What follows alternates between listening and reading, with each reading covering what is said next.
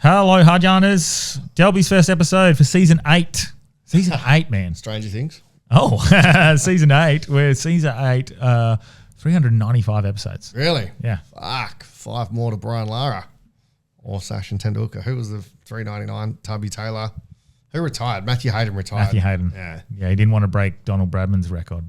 And then someone else went and just did it. Was it Don Bradman or Mark Taylor's record that he didn't want to break? Well, Mark Taylor retired he retired on that thing. So he didn't overtake. Yeah. Oh yeah, and then Matthew Hayden just was like, no, fuck that. Yeah. So anyway. This is a nice, easy listening episode today. Cruisy one to put on in your car. Yes. Just a general. We did a bit of a chat about Stranger Things. If you don't like Stranger Things, start it from about 22 minutes. Yeah. Well, with the intro, probably put it to about 30 minutes. Yeah.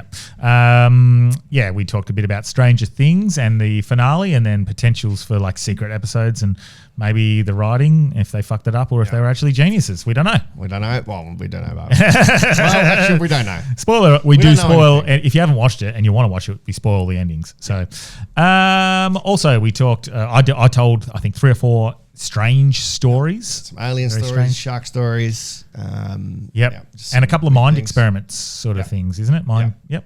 Yeah, and some things about love, and it's a general catch up. Yep, very good. Nice, good fun episode for the start of the year. But this episode, as usual, is brought to you by alltradescover.com.au. Delby, would you like to tell them what they can be insured for? Yeah, sure. If you're at the workplace and you need stuff insured, like you could just hit them up because legally I am not insured to tell you. Yes. So yeah. Let them know we sent you. Yeah. If you're a small business or you've got your own business and you're looking for any kind of insurances, they will do their best to help you. They told us everyone keeps telling them they're from Hardjarns. Yeah, it's great, That's man. the number one thing they keep getting. Yeah, it's good. I'm so glad that you guys are doing it. Alltradescover.com.au. Sole traders, they're probably going to be best at handling. So hit them up. But anyone in trades, hit them up. Also, Crafted Finance. We've both been in contact with Ted recently about loans and mortgages and my brother. And oh, really? Yep. Cool, man. Fuck, he's Crafted Finance. They're great. And what I liked most about them, breaking it down for us, was the simple video. Yep. That's awesome. And then giving you options, obviously, for the best interest over the term of the loan. And also giving you little tips. Yep. If you pay an extra little bit of this, and this over 15 years, it's going to save you 130 grand. You're like, oh, cool. Yep. Breaks it down easy. Yeah. So, and awesome. He's like-minded, man. And he supports the pod. So Yep. get around him. Crafted Finance. We love him. And tell them we sent you. Cool. And if you're looking for a corporate MC or quiz nights, danieldelby.com. Otherwise, do we need one more major sponsor? Do we want one more? Maybe. If you're thinking about sponsoring the pod, Yeah. it'd be so good. Yeah, that'd be an extra. Yeah, that'd be good. Yeah. We're not going to send away another sponsor. No. Probably we don't want 4. I reckon that's too much to get in the reading. I've only got 2. Yeah, that's what I mean. So like 3 would be like I reckon Like limit. Yeah, Holy Trinity. That'd be perfect. So, but yep. The father, the brother, just need the son. Yeah, that's it. All right. Great episode. Without further ado. Right now, the third is the Holy Ghost. Let's get strange. Let's get hard. Welcome to Hardjarns Podcast. I am fucking fat. Anything Chris White says, please disregard it. 5D is actually a state of being. It's a unity consciousness. That was Hard Yarns with me, Frankie Rose. So I'm going to throw it over to your co-host. Daniel Delby. And Cameron Brand. I would do this and then I'd gong. Free in attendance for the millions listening at home. Let's get hard. Every time I've started writing, I've gone, this is just like, it's too simple because I'm writing so I can. So yeah, mate, the flow of energy and excitement I've had from it. Yeah, I think it's a good idea. I think it's going to be, if it gets made properly. Yes. Can't drop the ball like the fucking Duffer Brothers. Yes. Yeah. Well, yep. Let's start with that. Yeah. This title is going to be called, the title of this episode is going to be Strange Things because there's things in it, but let's talk with stranger things. Well, fuck. There better be a conformity gate. Otherwise, yes. So, you've done a bad job when the fans have theorized a better ending. Well, it happens with every big thing. The only ones that really pulled it off and again, I don't know. I haven't seen this one. Breaking Bad, apparently perfect. I don't know, man. I don't think it was perfect. Oh, really? Yeah, I'm like, I don't understand. I thought it was a good series. The end, like, yeah, it was good. Like, I don't think it was like. Okay. Yeah. I haven't seen it. So I thought Inception has the best ending of all time. Yeah, it's one great. Of those ones where you go, oh, and then when you actually look back at it, you find out the truth. So plot twist, spoiler if you don't know. Everyone thought that he wasn't living in the reality. Or it was a more open-ended question. Yeah, but it was an open ending because the spinning top's not his totem. So that whole thing with if it falls over, he's real. If it keeps going, no, because it was his wife's totem. Yeah, his totem is the wedding ring. The wedding ring, and he's not wearing it in the final scene. So no, he is. I think it was. We're going to butcher this. Whatever it was, he was back in reality, and he got to see his kids. Oh okay. So he was wearing the wedding ring, and it was.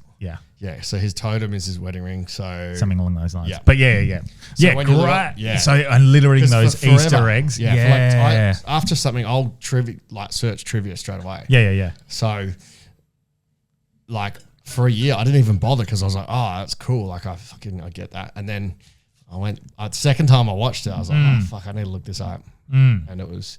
I feel like that's one of the most perfect endings. Yeah, I loved Green Mile. Oh yeah, Green Mile's got a great ending. Series though, because they build up over years and years and years and years. Poor X-Files have got left.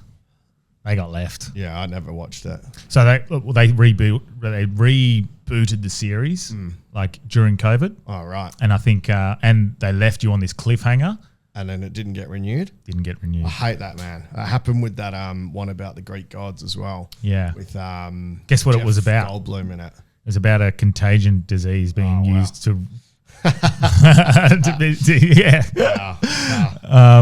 Mate, nothing's by accident, but also if I played you the monologue of I think I've seen the Alex Jones character who's telling them exactly how it's going to play out, you're like, oh, you've just predicted COVID. Yeah, I've seen it. Yeah, my sound's a little bit weird. Is that normal for the like in my headphones?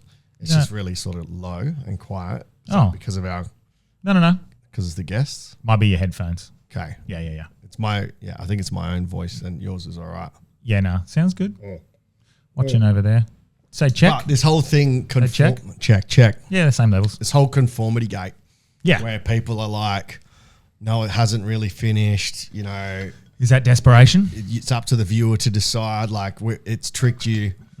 Like, do you think? That's if they do, it's going to be the greatest of all time. Correct. It will be the best ever if there is an extra episode. Now, initially, it has to be goated. If they do that, everyone thinks it's finished. Because I was like tearing up a bit because I was, it was after a big night. Yeah. And fucking the episode was sad. Like it had sad bits through it. And I left that episode going, like it was great. There were some incredible bits. Yeah. And then I was like, I feel a little let down in some areas, but cool. I'm happy. I'm happy enough. I was like, it was weirded me out when I was like, oh, it's finished. And there was another 45 minutes. I was like, oh, sick. There's going to be a twist. Yeah. And it was just tying up all the stories. Yeah. Which they did last season as well. I assumed that was going to be the case, but I didn't think 45 minutes. I didn't think it was going to be that long. Yeah. And it was kind of like a bit of nothing. They could have cut 30 minutes of that. Yeah. All of it. Like literally maybe the Dustin scene as the callback to Eddie. But like, fuck, for Eddie, he was such a small part of the overall series and he's had like the biggest impact. Yeah. But like for them to do all that, I thought the ending was really clever with Mike saying, this is, we're not happy with it. And it's kind of meta. Yeah, it's meta. It's like he's saying to the kids, you guys believe what you want to believe, which is kind of meta saying audience believe what you want to believe. Yeah. Kind of like that. Yeah. Clever. But his ending could not have physically possibly happened because Carly was long gone before any of that. She blew up. So it couldn't have been a mirage. His explanation couldn't have been She had blown up? Yeah. Well before they returned back. So does that? So she's dead, so she can't project. Hasn't blown up yet though. 11. Hadn't blown up yet. It blows up when doesn't it blow up when? Doesn't that lab that she's in? Yeah. Doesn't that blow up when the thing gets sucked in? Yeah. So from whatever the timings was, Elle wouldn't have been projected. Yeah. And like, I don't know because I thought the helicopter would have blown them up as well, right? No, the helicopter just blew up the Yeah. what's it called, the machine things, because she was in there after the helicopter. Yeah, that's right. So that lab didn't get destroyed until the Upside Down got destroyed because it got sucked away with that. Yeah. But that maybe explains why Elle disappeared a little bit, a second before everything else. So it's either really clever. Yeah. They've made you go. They've left these little plot holes to make us discuss. Yeah, but the fact they came out and just couldn't explain shit. Well, again, maybe there's a couple of things that I go, this is either the laziest you could be. With 3 years to plan. So, because I was like, okay, cool. Happy enough with the ending. Now I look back on it in little bits and pieces and I'm like, oh, that's a bit, you've missed some big things. And I don't mean like plot holes. I mean the way the film was made. So there's a big scene at the end where Hopper is having that conversation with Thing. Yeah. And it's meant to be this emotional, this is a very big impactful moment. And then Hopper looks directly at the camera. Yeah, I've seen that one. That like, if anyone who's a fan of filmmaking knows you don't look at the camera unless you're trying to break the fourth wall. Well, they say he looked at the camera, but he kind of like looked a bit off. Yeah, but even if it's just off, a director will go, it looks like you looked at the camera, so we'll have to reuse that. Like you can redo that scene, no problem. Like you got 58 takes to get it right. You don't want to accidentally look like you've broken that fourth wall because it breaks the illusion that you're watching something. Unless and Lucas did it. And Lucas did it as well. So unless you're doing it on purpose, so either lazy, or very well done. There's a couple of other things. Because what's their track record of past plot holes that they fucked up and couldn't explain? Like there was something with the Demogorgons in season 1. Yeah, so the one that this is the one that they've just, I think, and for me it's fine that they've just blanket done this one because they only made this as a one-off season. Yeah. They didn't know Vecna was coming or anything like that. And they were just with the idea of potential futures. Yeah. They said the door unlocking. Oh yeah, that was like they were just like, it's atmospheric, like or something like that. They sort of just went, oh well, look. No, I thought they said that like Demogorgons don't have telekinetic powers, and that was like a clue for the time travel thing. So yeah, they did. So either they're hell arrogant and they just think trolling us. Yeah, but because everything they've sort of said hasn't made a lot of sense. No. Yet. So this is why it is. Everyone's going, no, you're not going to be so particular for 4.5 seasons. And in the last episode, which is the biggest episode, the one that's meant to wrap it all up, drop the ball. Yeah. And leave not only plot holes, look, I'm fine with some of the plot holes. I'm happy with that. Like, where did the commander go? Like, I'm happy.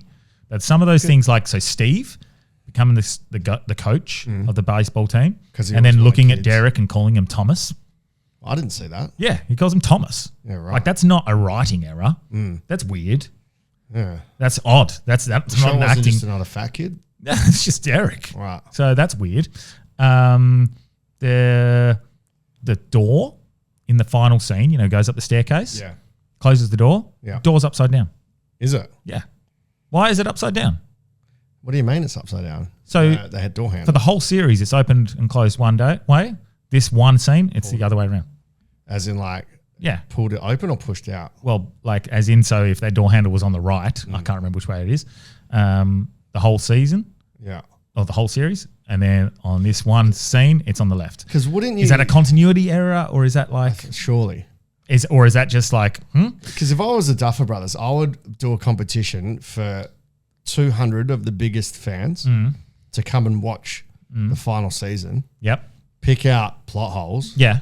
And fix that in the last 2 episodes. Also, there's more. Yeah. There's more. Yeah, that's true.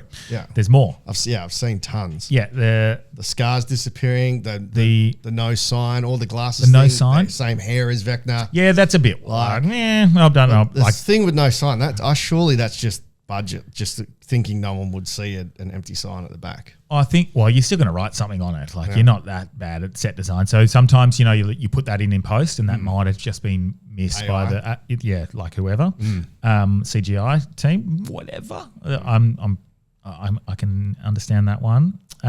Also, episodes. Remember the times were leaked, Yeah. and they were all about 2 hours, Yeah. and a 3-hour finale, Yeah.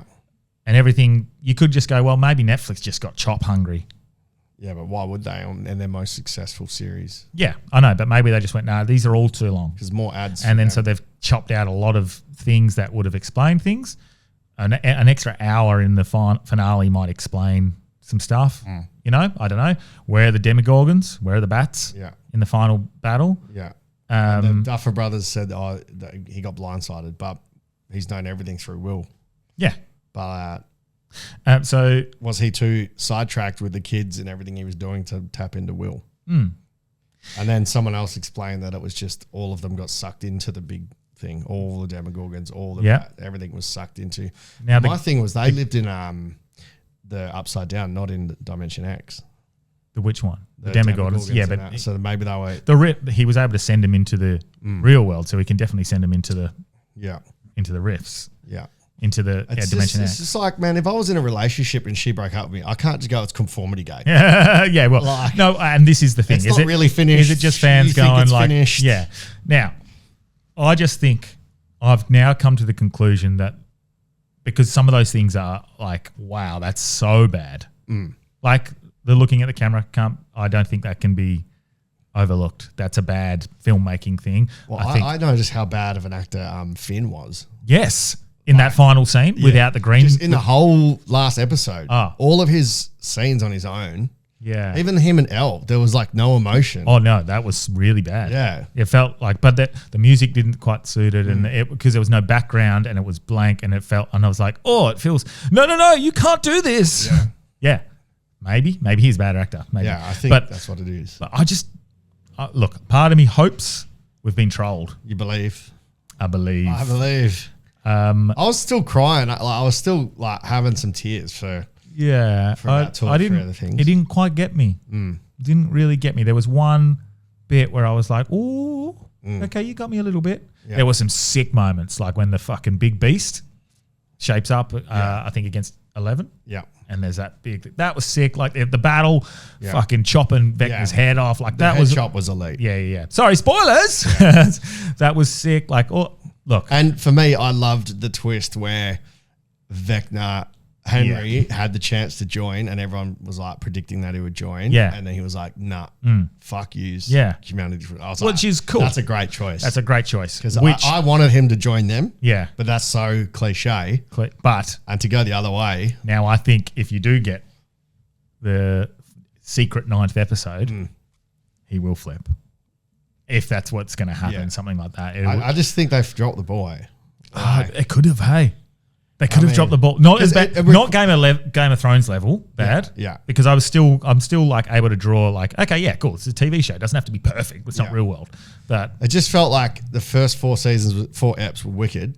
Yep. Like finishing with Will with powers. Yeah, all that was elite. Yep. And then episode 5, 6, 7 were just like. yeah, I think 5 was okay. And then So- 6 was, I think it dragged out. Like Yeah. you could have had one more To with a build bit up. more action. But to build up to being gay was fucking gay. Well, yeah.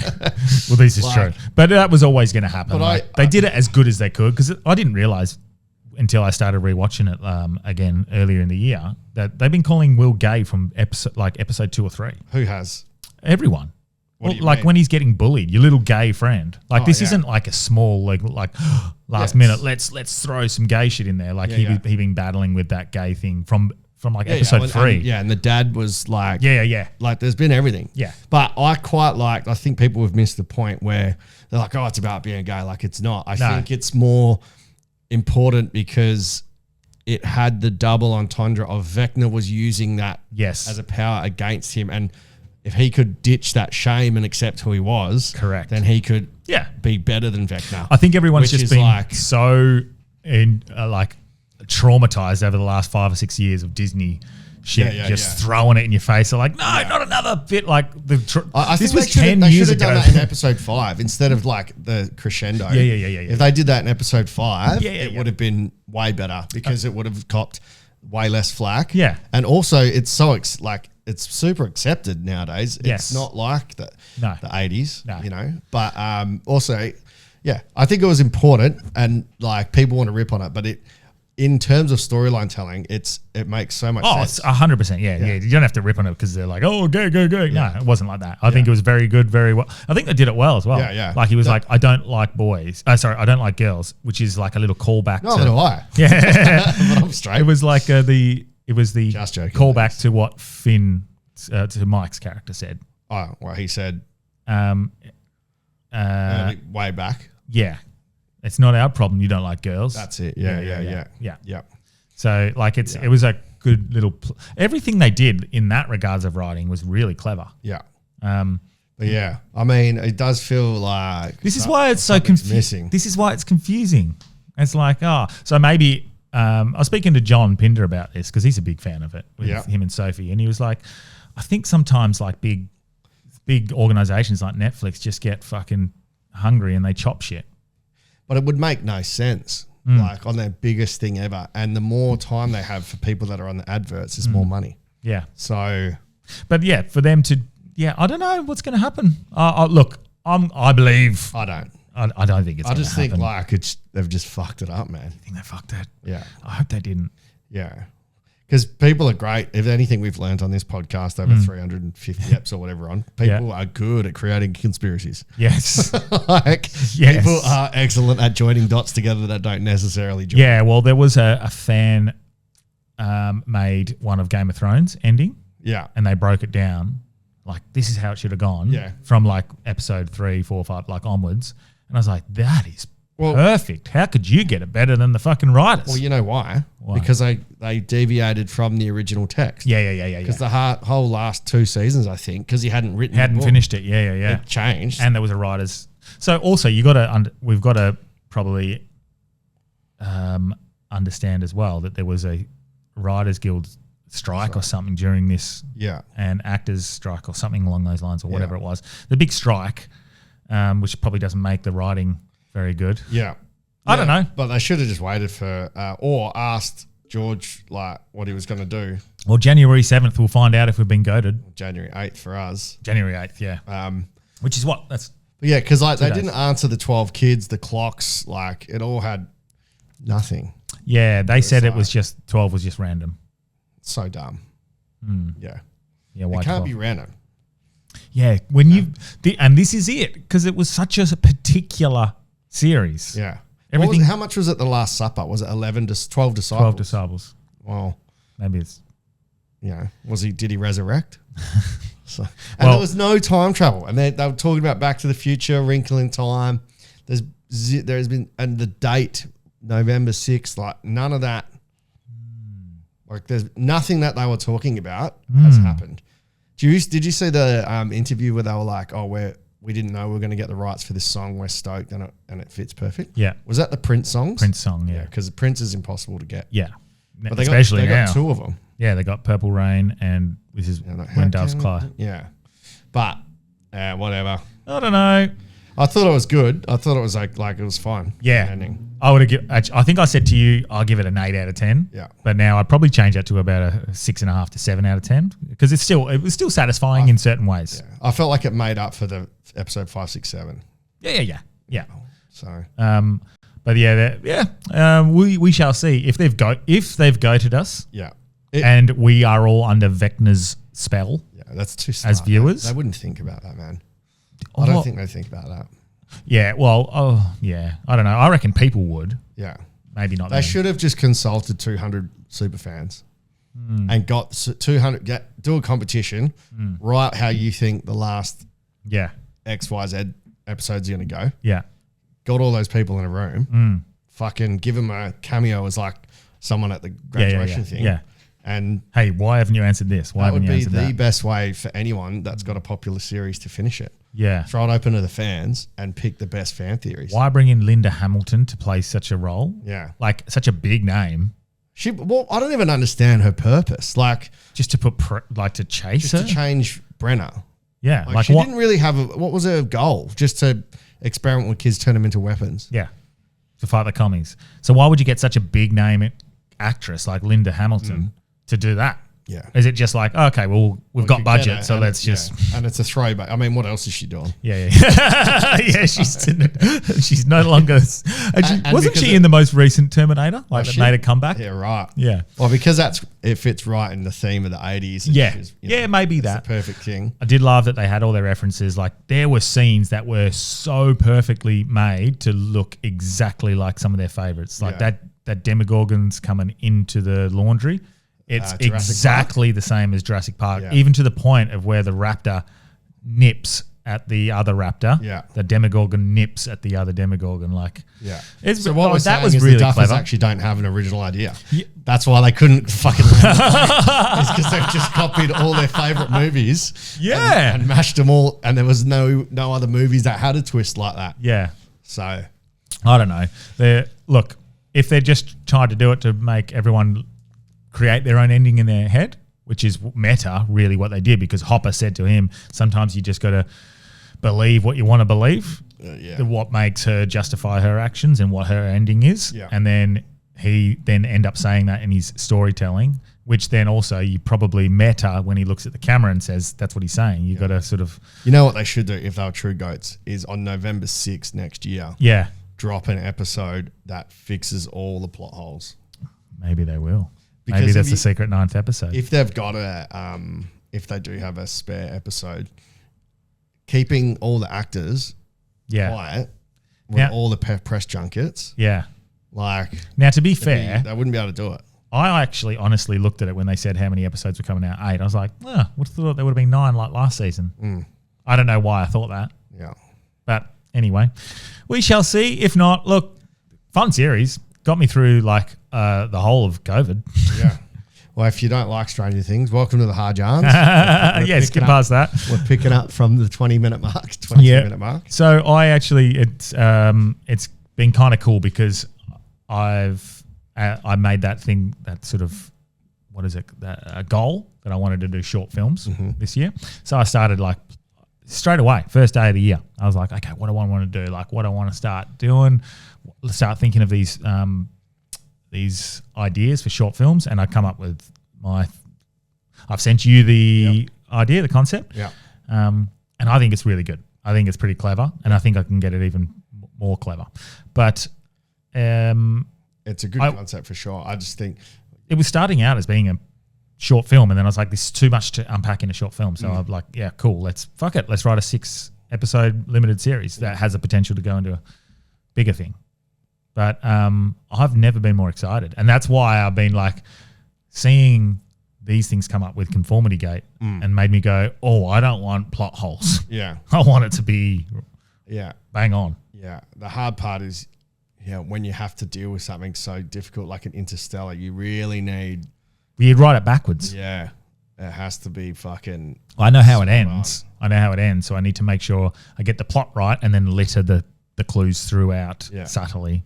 You should just feature 11 in there. I've figured out how I'm going to litter the clues. Yeah, cool. I figured it out. I'll tell you after. But I don't want to give out, because I don't want to give out the concept. No one's going to take it, bro. I know, but I just don't want to give out any idea you have. You can share it. No one's going to ever steal it. Like, well, this no is one true. has to fucking. Well, it's about past lives. Yeah. Featuring Boris. Featuring Boris. I have named a character after him, but I don't think. Anyway. Yeah. It's going to be. I think it's going to be cool. Cool idea, and it's fun. Like I don't think I've ever felt more excited about doing something. Well, maybe we can hit up that Aussie chick in Hollywood. What's her name? The hot one? Nikki. Yeah, she's here at the moment. Not Perth, but she's Nikki's in. I don't know where she's from. Like home, Queensland, probably. I've got a mate that wrote Roof Man and had that script bought up, so we'll get him on. Yeah, when isn't he meant to come on because he's got his new? Yeah, he's going to find his next topic. But wasn't that in talks already? Yeah, like he's just starting to finalize it. Yeah, okay, cool. But just figuring out how you go from Perth to having your script played by Channing Tatum. Like, now, what I'm interested in with that stuff as well. The process. What part of the creative process does he have? Because I'd still want to be part of none. Yeah. Once it's sold, once you sell your script, that's it. You just got to hope that they do it justice. So now what about the Duffer Brothers? Because they don't direct it. They don't do anything. They just write it, come up with concept. What do you mean? Well, they don't get directors on to shoot their concept. Yeah. Yeah, but they were working with them. Yeah, that's what I mean. So as the yeah. writers and the creators. Well, that would depend on the deal you do, I think. If Yeah, you yeah, sell it, Yeah. or you sell it attached to a director. Yeah. So I mean, you I'd know like how it it's to be attached to. I Christopher don't Nolan? want to. I don't. Yeah, yeah. Christopher, would you like to do this? No, I'd like to be attached in some way in regards to like, hey, at least consulting like my vision of what it was going to be like and seeing the process. I don't know. You know, I think Christopher Nolan doesn't miss, No. Like, he might be the man for it because it's the same. I'll just sort hit of him up. theme. It's the same thing. It is. So like, it's Tenet, fucking. Would he do a series, Interstellar. a limited series? Maybe he'll be the first. So Yeah, that's interesting. I don't saw know. an I think interview Mr. with- Robot was done perfectly. I started watching that for you. Okay, After good. episode 2. Fuck, he's a weird man. Oh yeah, Remy Malek's Yeah. character. Yeah, Yeah, but you is- wait, man. Isn't he just weird like that as an actor as well? I don't know. Maybe. Like his mouth, he looks like he's had an orthodontic Yeah. transfer. No wonder he fit Freddie Mercury so Yeah, well. it's interesting. I'll have to ask you what you're thinking it's about at the moment because Right. like a fully from episode 1 and 2, it like links into this podcast. yeah, perfectly. Yeah. But you wait. Yeah. At the very end, you're like, oh my god, this is the podcast. Right. It's everything. Yeah, yeah. It is the whole lot. Because it starts off with the 1%, the elites controlling everything, and then Yeah. yeah, Yeah, people trying to. it gets even it back. it just ends up dealing with like personality disorders and fucking Wow. conspiracies and like dimensional time. Oh mate, it just goes somewhere that you never thought it would ever go. It's cool. Well, yeah. And that's that's the best ending I've ever seen. Okay. That it wrapped it up perfectly. Nice. Yeah. Well, in terms of conspiracies and all that, the Yes. Venezuela thing. Oh. From what I understand, everything I've been seeing from Venezuelans is they're actually happy, and liberals are protesting. Yeah. Without consulting people that have lived there. So I guess my only thing on them celebrating is if they did that to Albanese, there's probably going to be a lot of people celebrating in the streets as well. So Yeah. I don't know how to take it. But also, yeah, as far as I'm aware, it's a Every pretty fucked up Venezuelan- situation over there. Every So Venezuelan interview I've seen yeah, from a Venezuelan is has been like, yeah, it's so good. yes.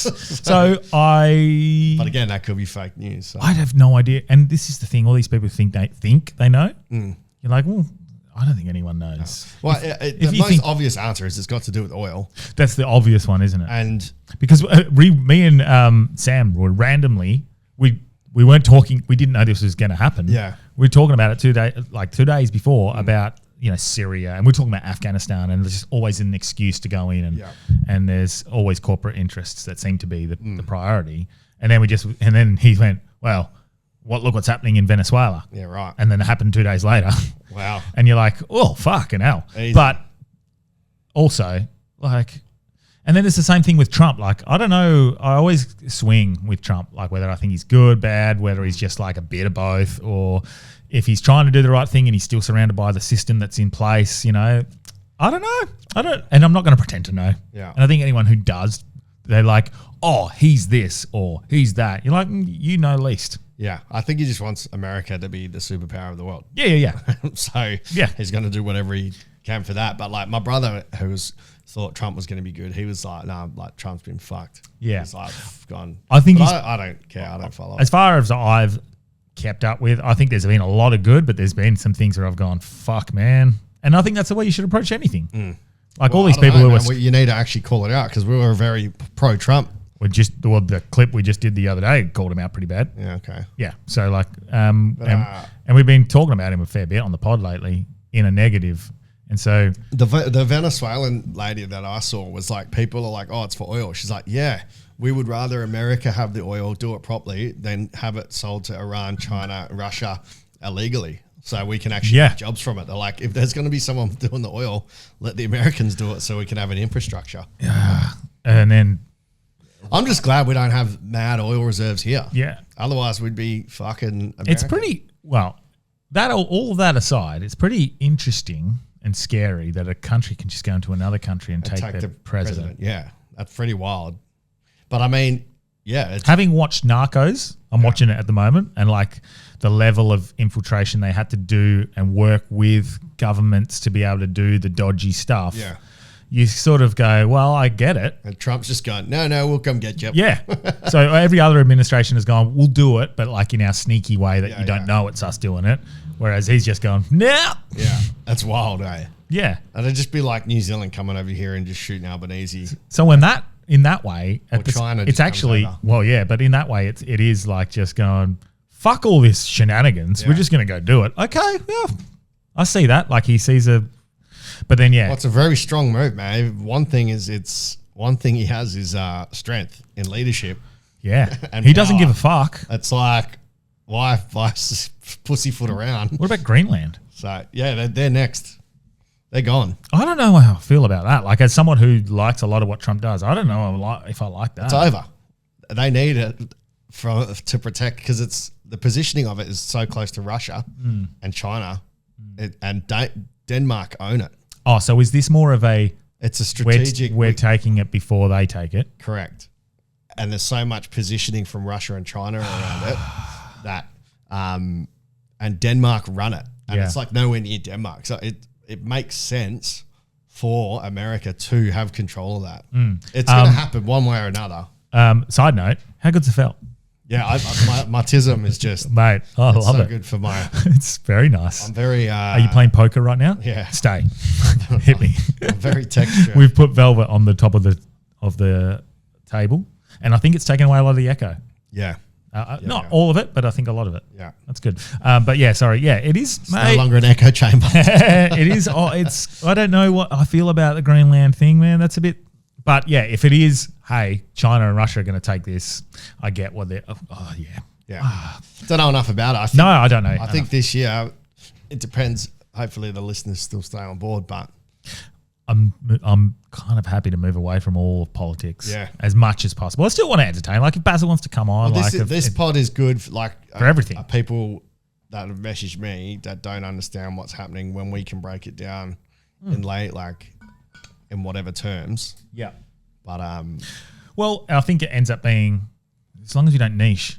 yeah, I don't want to niche. I want to be able to, like, we got Kyle Legacy on Thursday. Yeah. But then I want to be able to go, like, we do these Stranger Things shit, and then we got politics, and then we got a big comedian, or then we got a health expert. Like, that's what you want. You want everything. Yeah. Every base covered, which I think we're doing pretty good at the moment.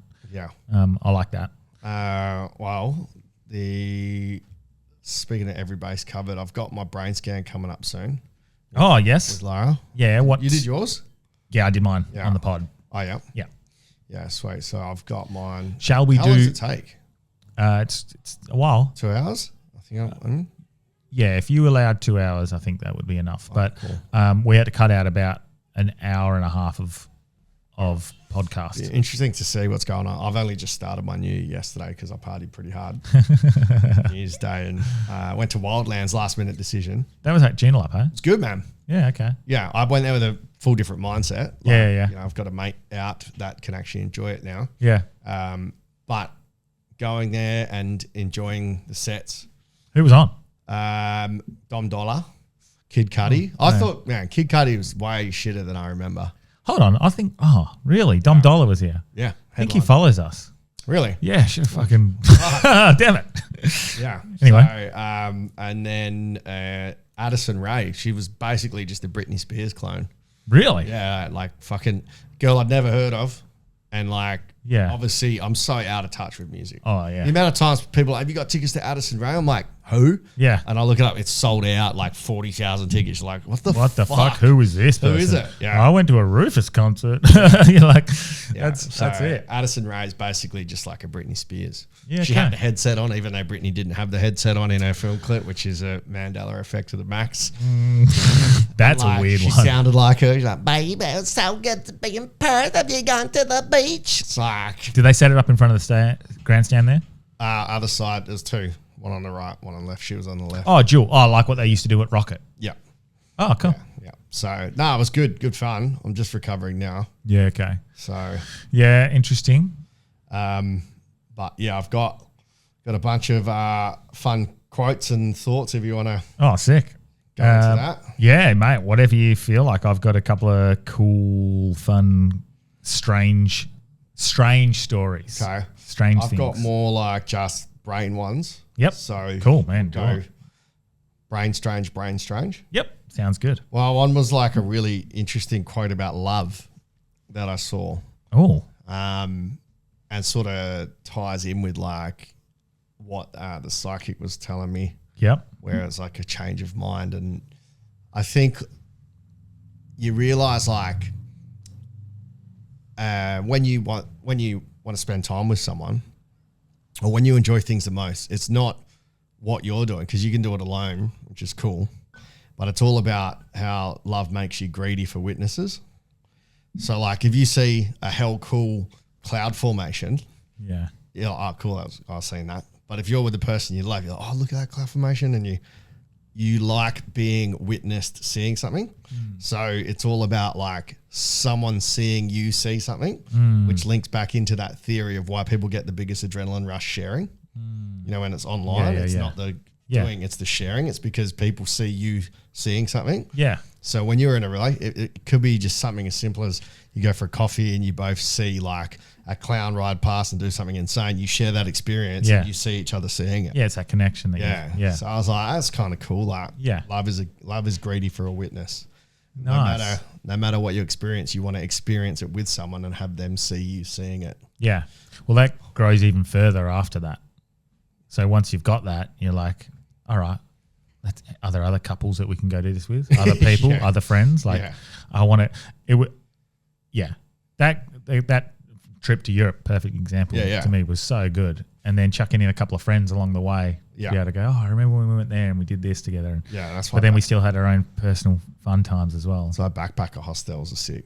Yeah. You're on your own, but then you see stuff with other people seeing you see it, and you share that experience. Yeah, exactly. Yeah, you want to share. You want shared experiences. Yeah, which is why comedy's so much better in a room where it's not, you're not watching it on the screen. You're watching it with a whole lot of other people. They're sharing that one moment. That's what I tell myself with the algorithm on my comedy clips. It's way better, man. Yeah, it's way better. Like comedy everything's better. It's a live experience. Like you could watch something and be average online, and you see it, and it's fucking way more fun. Yeah, being present. Then another one with love with kids. I saw Steve Harvey saying it. It's like your dad is the only man that wants them that wants you to be better than them in your life. The only man you'll ever meet that truly wants you to be better than them is your father. Yeah. No other man wants you to actually be better. Because if you're like, you know, I could say, oh, Branchy, I want you to do this, but really, oh, fuck, I wish I was doing that. Yeah. But your dad is the only person that's ever truly wanted you to be a better person than him, or a better man than him. Yeah, because men are so hierarchical and competitive. And the way that society's structured, everyone needs to compete. But like as a true 100% point of view, which is probably not every father, but as a general, my dad, I know there would be me to do better than he's done. Yeah, now there would be fathers that want to be like, I failed, so you have to fail. Yeah, cunts. Like, fuck. Yeah. Oh, I couldn't do that, so why can you? Yeah, there would be. Yeah. But yes, I agree. Yeah. So that was fun. I just sort of struck a chord. Yeah. Because he started crying. It's funny, like black dudes call their dad daddy. He's like, my daddy. Like old black dudes, like, yeah, my daddy is the only man that wanted to be better than me. Yeah. Like, that's weird that you call him daddy, but yeah, it was emotional. Yeah. So. It's interesting. I love watching, obviously, Scotty, but then now having a boy coming on along the way, that's going to be an interesting dynamic. It's an interesting, different thing. I mean, of course I want him to play footy. Of course I want him to be better at footy than I was. Yeah. Of course I want him to play cricket, you know, like, or do these things, but also I don't want to pressure him into doing those things. Yeah. Like we're going to play cricket, me and him, a lot. Well, starting with golf and tennis. Yeah. And esports. Yeah. The three highest paid sports. Mate, I'll get him into golf. Yeah. I would love to get it. Yeah. Fucking oath. Yeah. Get Scotty into golf, bro. Yeah, but we do. Me and Scotty play golf, but she cracks the shits a bit after a while. But well, fuck, same. Yeah, we're playing on Thursday. That's going to be fun. But I agree. That's a good one. What's the strange thing? All right, I've got several. We don't have to go through them all because this one they're just cool. They're strange things. So, a man arrived at a Tokyo airport in the 1950s with a passport from a country that didn't exist. I've heard about this story. He was described as mid-40s, well-dressed, neatly groomed, kind of businessman nobody would look at twice. He approached immigration, handed over his passport and waited calmly. The officer flipped through the pages and stopped. The document looked real, stamped, embossed, proper page texture, multiple visas from multiple countries, but the nationality field said Toured. The officer quietly called a supervisor over and then another. They asked the traveller where Toured was located. He seemed confused, as if the question itself was strange. He pointed confidently at the world map here between France and Spain. It's been there for 1,000 years. Where he pointed was Andorra. The officials told him Andorra existed. Maybe he just couldn't spell. Yeah. Well, it says it on the Passport. On the passport. Yeah. Officials told him Andorra existed, and Toured did not. According to the reports, his expression shifted from irritation to shock. He insisted that he had visited Japan before, done business there, and had stamps to prove it. They checked. The stamps all matched previous entries. The airlines confirmed he had flown often. Everything lined up except his country. They took him off to a private office. They asked him to prove his company. He gave the name. They phoned. The company existed, but nobody had ever heard of him. And they asked about his bank. He produced checkbooks, statements. The bank existed, but there was no records of his accounts with the bank. The man grew frustrated, not panicked, just frustrated. And from his perspective, everyone else was wrong. Immigration officials eventually decided something was seriously off, but he wasn't dangerous, so they arranged for him to stay overnight at a nearby hotel while the issue was clarified. He was placed in a guarded room, 2 officers standing outside. By the morning, he was gone. He hadn't escaped, not checked out. He was gone. It was Jeffrey Epstein. The lock hadn't been tampered with. The windows were sealed, and the windows were far too high for him to reach. Every item connected to the case, his passport, paperwork, identification, vanished from the secure storage, and there was no trace of him in the room, no prints, no evidence he'd even slept there. Authorities quietly closed the file, and everyone who's dealt with the case was left with the same uneasy thought. If he wasn't lying, where did he go? Is it verified, or is this an urban legend? It was half verified, I think. Doesn't really say in my notes that I've written down. It's interesting. I think that one. That could just be an urban legend. Yeah. Yeah, I'm pretty sure. But there is the actual real dude who got to the airport and couldn't leave because his country, the one Terminal's based off with Tom Hanks. Yeah. That's based off a real story. Yeah, is that what it's called? Terminal? Yeah. Yeah, a guy couldn't leave. Because his country sort of just ceased to exist or something. Yeah, they had like an uprising or something. Yeah. And they changed, so because they didn't have the... Yeah. Yeah. And he got stuck living in weird situation that is. Yeah. Like, you can't go back to your country because you don't have a passport to fly. Yeah. But I think anyone that is a time traveler and lets you know it, I think is not. Yeah. Like, I mean, well, that's... We would never know time travelers ever because even if they do get caught, they would just go back to that point and not get caught. And you'd never remember. Yeah, well, there's... I guess on a different timeline maybe, but... I don't know if I put this in. I don't think it's in there. It's probably not. But there was a case in medieval times and reported by 2 separate writers of 2 green kids that rocked up in a... Yeah, I remember this. Yeah. I can't remember the town. Yeah. And they were both separately reported as the boy ended up dying. They said they came from a cave and they were investigating a cave or walking through a cave, and then they heard bells and then ended up just walking out into this town, Somerton, I think it was, or potentially. And sounds like dark. They couldn't speak English. They wouldn't eat the food that they were given because they thought it was strange and weird. And the boy died. The girl eventually, she lived on, and she said, and I'm just going off memory, she said that she lived in a place called the Saint. I can't remember now, but it comes from a different land that was in twilight, never in light, just in twilight. Oh, I thought you meant in like the movie. A land that was in twilight, like half dark, and everything else matched up by these 2 independent journalists. Yeah, I remember the story of the green children. Yeah. I think they had a summary like there was some sort of element or radioactive or something that was high concentration gone onto the skin. Yeah, that's interesting. Anyway, I'll do another one and then you can do another little love quote. Or I got a weird story. Okay, cool. What about I won't do the school encounter yet because that's pretty interesting. The alien one. The alien one. Is in Africa? Zimbabwe. Yeah. But the Rendlesham Forest incident. So the Rendlesham Forest incident's pretty cool. That's a binary message. So oh, Jesus, pronouns. yeah. So US Air Force officers walked into a forest to investigate strange lights, came back with radiation readings and a coded message they believed wasn't human.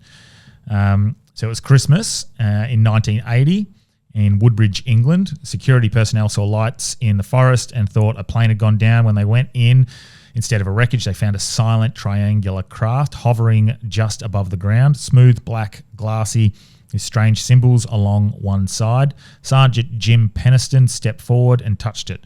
He later said that the instant he touched it, strings of ones and zeros flooded into his mind, not as sound, not as words, just information, relentless, until he finally wrote it into a notebook because he couldn't get it out. The next day, investigators recorded elevated radiation around the landing site. Trees showed scorch marks.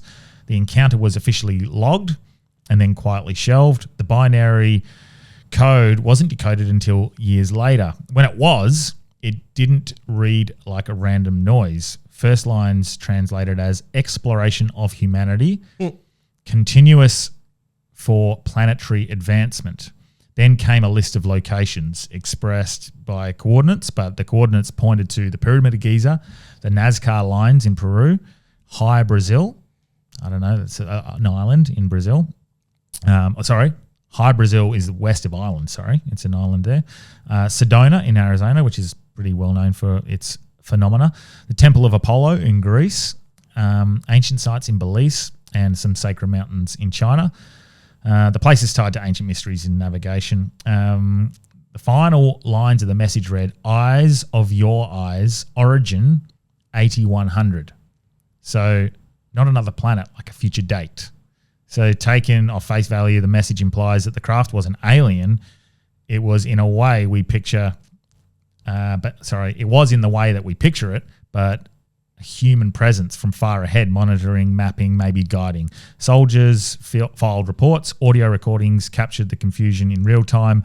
Multiple witnesses never changed their story. So it seems to point not to the stars, but potentially our own future. I feel that one has been, washed, because the original story I know, where it lands and then there's radiation and it comes back the next night, they bring people down and the guy gets burnt, but all that extra stuff about the ones and zeros, I feel like that's a made up AI story. No, this is it's officially lodged, happening in the what was it? MI5. Really? Yeah. How did we find out that? When did they release that? That one's been commonly talked about, so that's why I didn't want to, because this one is very often pointed as to because they didn't think, well, we don't know what that means. It could have been anything. So what, he touched it and got ones and zeros and written it down and then they translated it? For weeks. The way I've seen this in the past is for weeks he had these ones and zeros in his head when he was sleeping and dreaming, and eventually woke up and wrote them down. And it spelt out all that. Yeah, in binary. That's wild, eh? Yeah. So it's a real thing, but what it means, I don't know. That's insane. Yeah. That's odd. Yeah. And that's an official military, it's a military, what do they call it? Document. Yeah, I think, who fucking knows, bro? I think we're at a point where nothing would surprise me. Well, I think those things are sort of leaked years and years and years ago, so slowly that we get up with this idea of what's happening. Well, fuck, we got 1 year left Soft until the disclosure. alien invasion, apparently. So I think it happens this year, man. Not invasion. I reckon we just start seeing shit this year. yeah, I think this is the year. Project Bluebeam, No. just the things that live in the ocean, Yeah, I think they'll start with. the things that were probably here before us. Yeah. Yeah, I think I think it's getting too much now. hopefully, man. It's too much information coming out. There's some good comedy if you can crush it to 2 species. Yeah. How good's that? I don't think it's just too much. To every single year, there's more and more and more. It's getting to the point where remember those drones? Yeah, And they're just nothing. I think that was a very good little tester. Like, how are they going to react? Oh yeah, cool. They're just all interested. They didn't flip out. Yeah. I don't know. I just think there's a lot of I feel like maybe 1% of it's real. Yeah. And 99 is manufactured. I think the 2027 year's real. I think they've just gone, yep, we're coming. So you do it however you want to do it. Timestamp it. Yeah. Well, this one's more just a strange story. I've heard it before, but it popped up again. It was in 1935, I think. There was a shark in an aquarium, like an underwater world. Everyone was watching it, and then it vomited, and it vomited up someone's arm. Oh. They pulled the arm out, and on the arm there was a tattoo, real distinct tattoo. And when they analysed it, the arm had actually been severed by a saw, not by the shark's tooth. Oh, so a murder, and they've... Yeah, so the shark snitched by yakking it up. So they identified the guy. He was a boxer that had criminal underworld links. Yeah. And when they investigated further, there was two guys. One of them confessed that they both did it, but before they got to trial, he was shot dead in the car and never went to trial. So the other guy. Oh my gosh! So there's a photo of the shark and the. So that's not even tattoo. It was just like a little bronze whaler, I think. Oh. And the tattoos was this boxing guy's outline. Oh my Lord! Just vomited up an arm. Yeah, just yacked it up. I mean, really, why wouldn't you just take it out to sea properly? Well, they caught the shark, so they could have been, and the shark could have come in from. Oh, yeah. I see. So they caught the shark. Yeah. And then put it in the aquarium, and then it yacked it up. They didn't feed the guy in the aquarium. Oh. Yeah. Okay, I was going to say that's a bit silly. Yeah. Just chuck it in the aquarium. Yeah. But maybe I'm wrong. Maybe they did do that. Yeah, no, that's just stupid. Yeah, but look. You're not going to expect it to yak it up. Yeah, and I'm not certain some of these underworld figures are geniuses. Yeah, I feed him to the fucking pigs. Yeah. I saw a really great quote that sort of relates to our pod. Yep. And it was... My position on argumentation, which is what we're experiencing a ton of lately, is sourced from a phrase that this person read in a Japanese book. It says, always remember that to argue and win is to break down the reality of the person you are arguing against. It is painful to lose your reality, so be kind even if you are right. I was like, that changes your frame of mind on some things. I said that exact thing to Sam the other day, that we've been getting messages a lot lately. Let me come on and convince you of this. Like, that's not a conversation. Yeah. You're trying to convince me of your position. Yeah. I'm willing to have a chat, but stop trying to convince me. I'm not trying to convince you. This is just what I think based on this, and this. Yeah. And then you could say, oh, well, I think it because of this, and this. And I'll go, oh, okay, cool. But not like... I'm right, you're wrong. Yeah. And that's what I think so many people fall into, that trap of like, I'm right, you're wrong. Yeah. Because it's moral virtue signaling. Yes. They feel like they're better than you because they have nothing else in their life that they can claim to make them feel more special. So they cling to a thing that is intangible, which is an argument or an idea. Because if you can be morally superior in an idea, it's not like, here, look at my mansion, I'm better than you. Yeah. It's, I think this, so I'm better than you. That's the only thing they can do to put themselves up above you. And those people are the ones you don't want to be arguing with because they got nothing else going on in their life. Yeah. Well, that's the mindset I've taken with these people who comment and do that. Yeah. I've started to go, maybe I could be wrong, but also like the way that they're communicating this, it's just not their time for me to have this conversation with them, especially as short form comments back and forth on Instagram or something like that. Sometimes I get you. Sometimes they say something, you're like, you fucking... You are the dumbest cunt on the planet. You are the fucking biggest hard, man. Like, yes. Honestly, you just go, now, what? Isn't that okay, though, if we get sometimes just go, you're a fucking idiot. You want to pick them up, slap them, bro. Yeah.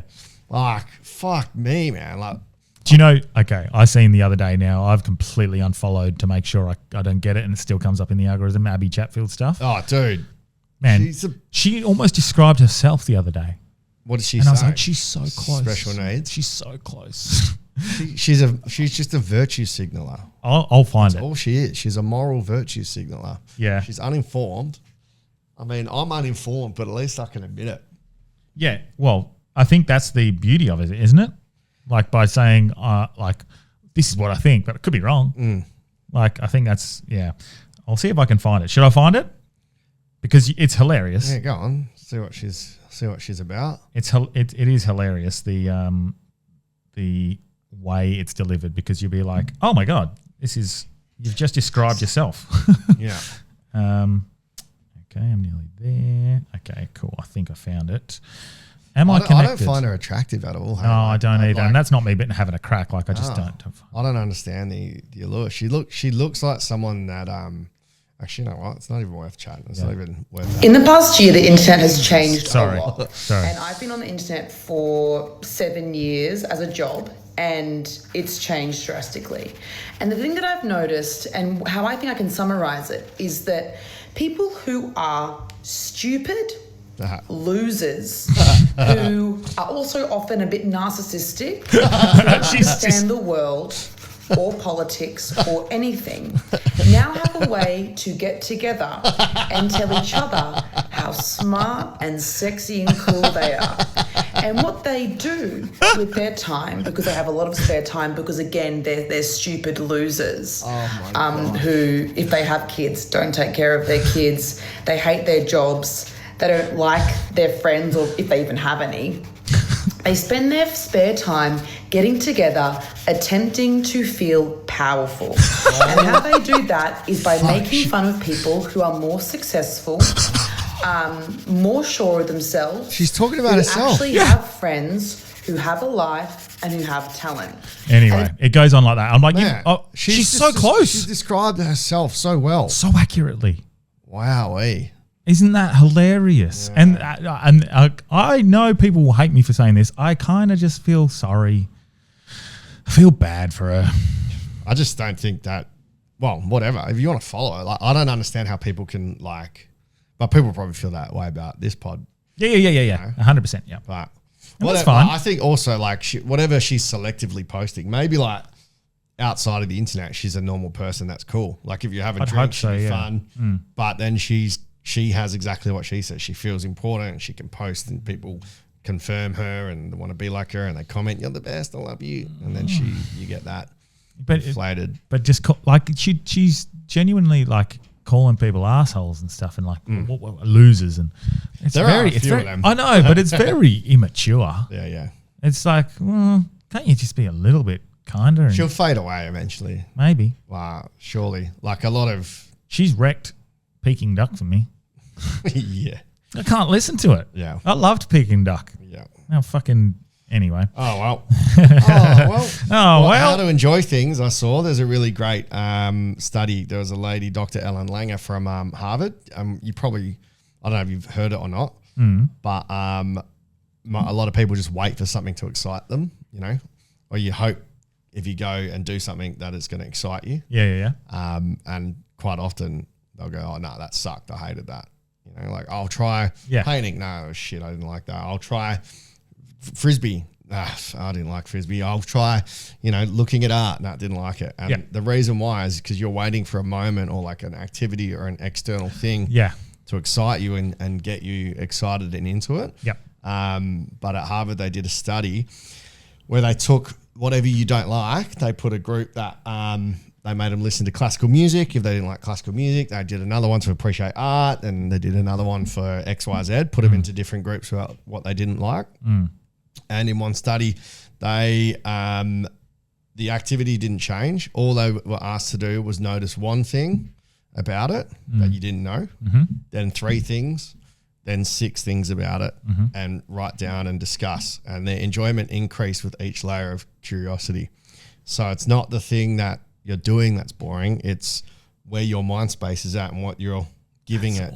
Awesome. Yeah. And it's like... That's cool. Yeah. So it doesn't matter what the topic. If you're into it and you're like, wow. If you approach it mindlessly, like you're just going to hit and miss. It might trigger something. Yeah. But if you go into it with an active mind and explorative, which is why I like getting on guests that you never think are going to be interesting, someone that studies fucking paint science. And then you end up going, oh man, what the fuck? How do they mix paints? How do you get a color? How do you change that? How long does it change? And they're like, For me, I think there's something interesting about any topic ever. Yeah. Which is why if I meet random people, I ask what they do, and then I follow up questions like, what's the hardest part? Like, how does this work? Yeah. 'Cause you find yourself going, oh, fuck, I didn't know that. Like, Yeah. speaking of my mate who's a glazer, Yeah. you know, like fitting glass. Yeah. And he's talking to me about the bathroom. I'm like, fuck, didn't know that. Yeah. Didn't know this. It is interesting So- when you learn things. It's all about being engaged, you know. Yeah. So I like that. yeah, they basically did a experiment where they wrapped an expensive chocolate in a well-known expensive wrapper called like Gavita or some sort of chocolate, and a shitty one. Yeah. And then when they told the people that the shit one was the expensive one, they took more time enjoying it, savoring it, noticing things about it. Yeah. Because they'd been told it was like the halo effect, but also because they were investigating it, they actually found it. Do you tastier. think you would just go, no, this one's no good? Well, Or do you think, I think for me, if I would never sign up to them experiments because I would be like, no, you're tricking me. Like, I know you're trying to fuck with me here. yeah. So, Yeah. but, also that links into the experiment about you have to just back your gut. You have to do what you think's right. And that's why the Holocaust happened, because all these people would just listen to people in lab coats and give away their, What did it happen, Delby? happen. Yeah. They would give away their, like, they would ignore what they thought was right. Like Yeah. that classic waiting room experiment where Yeah. someone walks in and Stand they up on the- stand up, and then they sit down, and by the end of it, everyone just does it to conform. I know for a fact I wouldn't. Yeah. I just walk in and be like, I'm not standing up, man. I'm going to sit down. I My don't back know hurts. why I'm doing it. Yeah.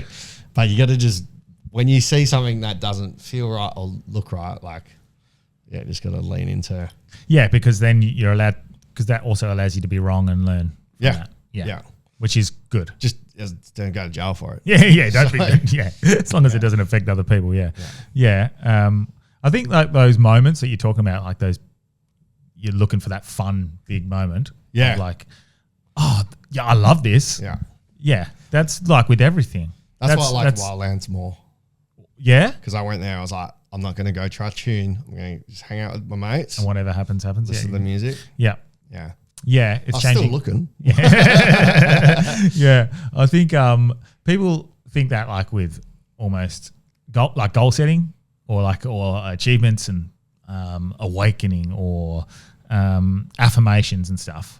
They're like, oh, there's going to be this big moment where everything makes sense to me, or I'm going to win the lottery, and but it's not necessarily like that. And then it's like those slow, subtle changes, and then after 3 or 4 years, you turn around and you're like, oh, I've got what I asked for. Yeah. 3 or 4 years ago. I just didn't realize because I'd moved the goalposts. Yeah. And I think small, subtle changes that you don't realize, they're the ones. They're the one. They're the confirmation. And like, you'll always know after a big achievement, it feels hell good for a little bit. Yeah.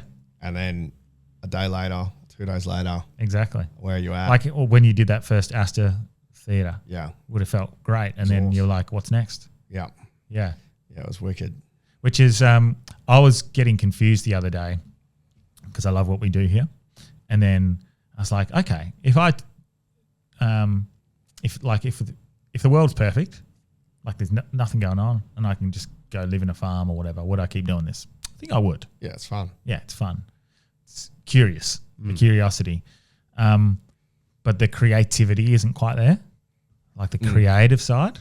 Like, okay, I get my creativity because you get to riff. Yeah, so my creativity is the editing. Yeah, Like I get to do those videos, and if I don't get to do that, I'll be like, oh, I don't know if I just want to come here and just talk. Like maybe I do. Like when we do these things and we bring in a story and we can break it down bit by bit, that's cool. I like that. But So I don't like that it's more structured. I'd rather try to sort of bring it up. talk it up, yeah. Because it sort of does kill a natural flow. Yeah. But It's a give take. it's a combo. I think it's a thing, and then that's where I'm like, well, why is a podcast it doesn't have to be just the podcast. I still do the podcast. That's fun.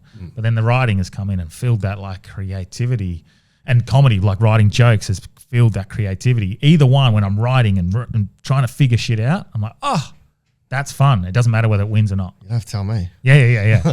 I do comedy, I do quizzes, I do MC, I go rapping. That's why I do it all. And so 'Cause it's never one thing that fulfills you. yeah, but then also I found this. My daughter is creativity. Like watching her, trying to teach her, like it's actually quite it's a project. Yeah, legit. Yeah. Yeah. And I realized everything that's a bit more that you're putting something into creatively, it's a bit more of you than anything. That's what I've found. It's more of you. The creative side is like that little hack into your inner authenticity. Yeah. So I get mad at when I sit down and watch myself. I forced myself to watch 2 hours of myself yesterday. Comedy. Yeah. Yeah. And I enjoyed it, man. And I put it off for so long. Oh, yeah. It's this fear of like, I don't know what it is. It's fear of being creative almost. Even though I enjoy it the most, it's the thing that you put off. Yeah. Maybe because it's harder. Being creative, like, it's the hardest. Yeah. Having an original idea. It's not easy. And it's fearful as well because you're like, I'm going to spend time doing this. Oh, shit, what a fucking... But the Whereas minute... if I can write a quiz, I love that. It stimulates my brain. Yeah.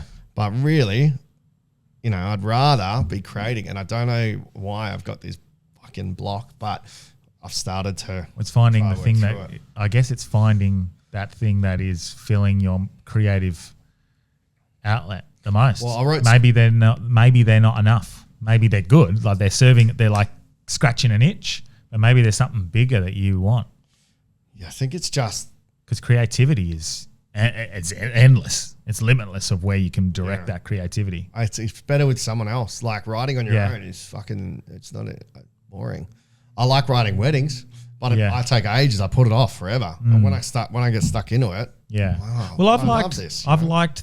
Well, you're correct in certain ways. I've liked writing this in my own way because then I get to do it. But then bouncing the ideas off people has been a lot more fun as well. way better. So I still get to get my structure and my point across. I guess it's the same with jokes. Yeah, I get because- the idea that this is the premise, this is me. Yeah. Now, can you help me refine this and bounce off because you're people? putting your idea out. It's having to formulate from brain to mouth or words. Yeah. Where you're going, oh, what about this? And then they'll throw something back which sparks an idea that you didn't have on your own because you'd write it and go, oh, cool, that's it. That's Well, almost next like what bit. flow state is as well in footy or something like that. You're being creative. You're like, I'm getting the ball, an unknown pathway to get that ball from there to there. Yeah. It's like creativity. It's its own form of creativity. That's why I feel so good selling a dummy. Yeah, that sort of stuff is like, and this is, I guess, where like structures and stuff in organized sports sometimes get a little bit boring for certain people. So when you get that flow of play, when you see a player just take the ball on, but then it's the same with any sport. Or creativity is that hack. It's that nice. Spark. It's that spark. It's that gateway to your inner authenticity of what you're feeling in that exact moment. Yeah. Oh, creativity. Yeah, it's the best. It is the best. That's why I'll enjoy having a fucking drink and a laugh because you talk shit and you're like, but is that play your some games? Is that your real you?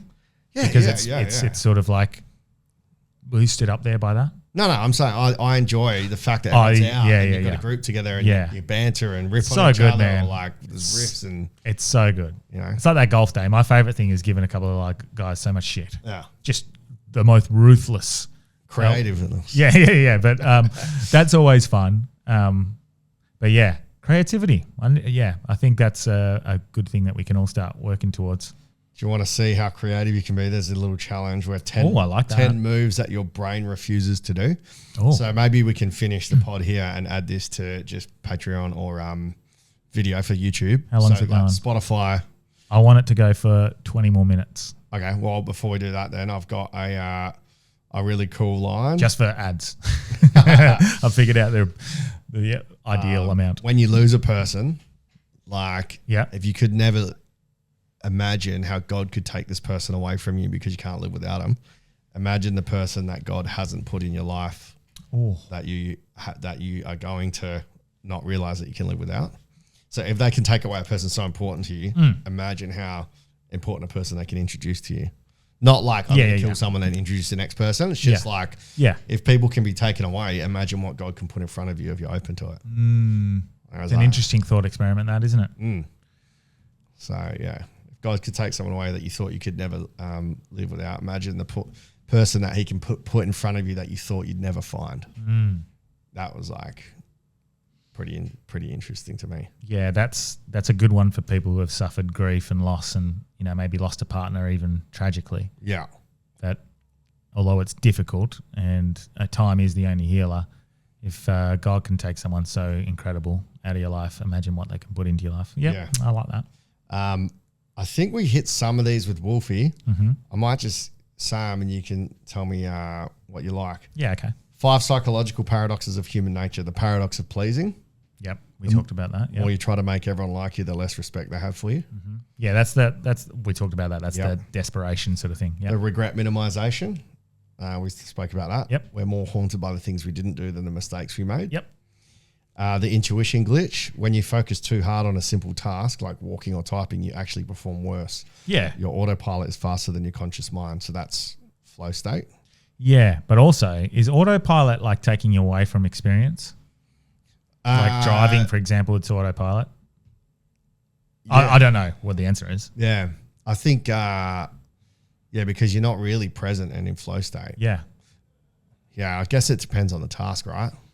Yeah, but maybe the subconscious is that gateway to the flow. Because we can't access it when in so the stop present. trying to think about it. Just let your inner whatever. Yeah. Just go for it. Yeah, let the subconscious do it because it knows what it's doing. It's like let the body heal itself. Yeah. Yeah, don't pick at the scab. Let the boy watch. yeah. Still my favorite outtake of all time. Let the boy watch. His father did to him. My son Gabriel. Special price from Two straight plums from for one. straight from the farmer's market. Special from 2 plums Plus for one. one. With a nice bluish hue. I'm trying to the heroic process or heroic process. Okay. Theory. Trying to this is we've talked about this all the time. Trying to suppress a thought makes it hyper present. So that's the red car theory. If I tell you don't think of a white bear, it's the only thing you'll see. To let go, you must first lean in. Yeah. And paradox of happiness. Well, that going on to that's that Alan Watts idea of like, if I told you could be extremely happy if you don't think of the green elephant, all you're going to do is say, don't think of the green elephant. And the paradox is now you're thinking of the green elephant. Yeah. And so letting go of trying, wu wei, Yeah. the flow, just go with it.